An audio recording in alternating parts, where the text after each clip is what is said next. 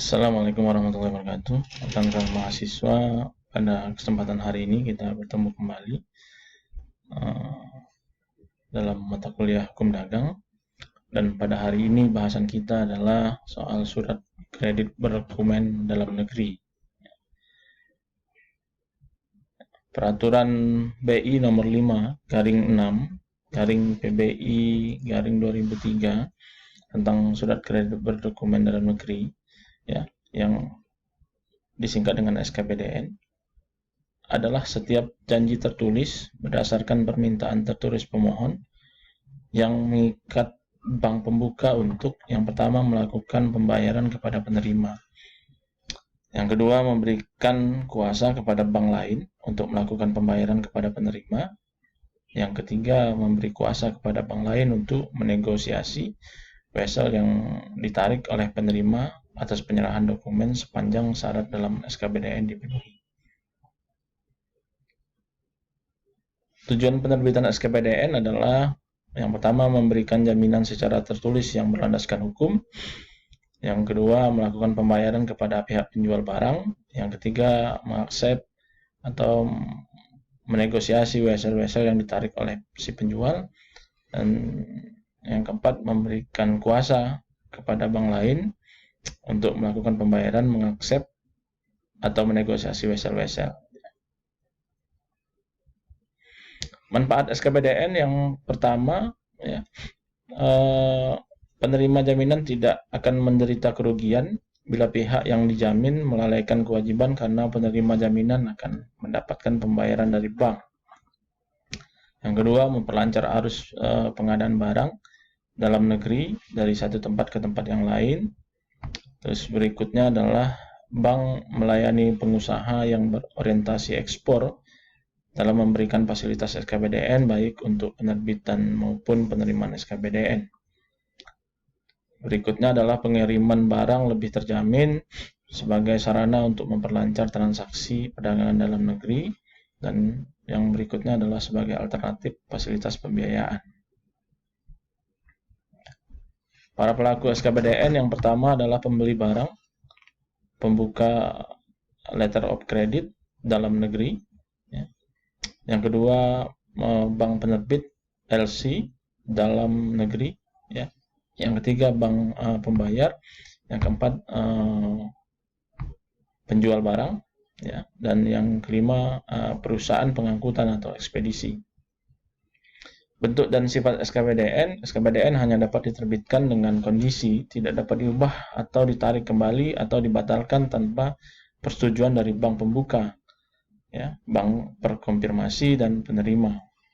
SKPDN hanya dapat diterbitkan dengan kondisi tidak dapat diubah dan atau ditarik kembali atau dibatalkan tanpa persetujuan dari bank pembuka, bank penkonfirmasi dan penerima. Adapun jangka waktu SKPDN itu ditetapkan sesuai dengan kesepakatan antara pemohon dan bank pembuka, ya. Jangka waktu penundaan pembayaran SKPDN ditetapkan dengan sesuai dengan kesepakatan pemohon dan bank pembuka. Transaksi bisnis internasional, letter of credit, ya, yang sudah pernah kita bahas sebelumnya. Kredit berdokumen adalah suatu perjanjian di mana suatu bank, ya, bertindak atas permintaan dan perintah dari seorang nasabah, ya, pemohon LC importir untuk melakukan pembayaran kepada pihak ketiga atas dasar penyerahan dokumen tertentu yang telah ditentukan asal sesuai dengan syarat yang ditentukan dalam surat itu. Pihak-pihak dalam pembukaan LC yang pertama adalah pembeli atau importir, kemudian penjual, eksportir, ya, yang ketiga adalah bank pembuka LC, dan keempat adalah bank penerus. Elemen yang harus ada pada saat pembukaan LC yang pertama adanya kontrak jual beli, ya, antara importir dengan eksportir. Yang kedua, dapat digunakan surat pesanan apabila kontrak belum ada. Yang ketiga, menyediakan sejumlah dana yang harus disetor ke bank. Proses pembukaan LC diadakan kontrak jual beli antara penjual dan pembeli, di mana pembeli diwajibkan membeli LC, terus kemudian pembeli mengajukan aplikasi LC kepada bank devisa, ya. Bank devisa atau penerbit mengirimkan surat LC kepada penjual melalui bank advising di negara penjual, terus kemudian advising bank memberitahukan kepada penjual bahwa kepadanya telah dibuka LC oleh pembeli. Nah, setelah penjual menerima LC, kemudian ia mengirimkan barang kepada pembeli. Yang keenam, dokumen asli ya diserahkan kepada advising bank atau bank penjual dan duplikat dikirim kepada pembeli. Yang tujuh, dilakukan pembayaran oleh bank penjual setelah meneliti kelengkapan isi dokumen.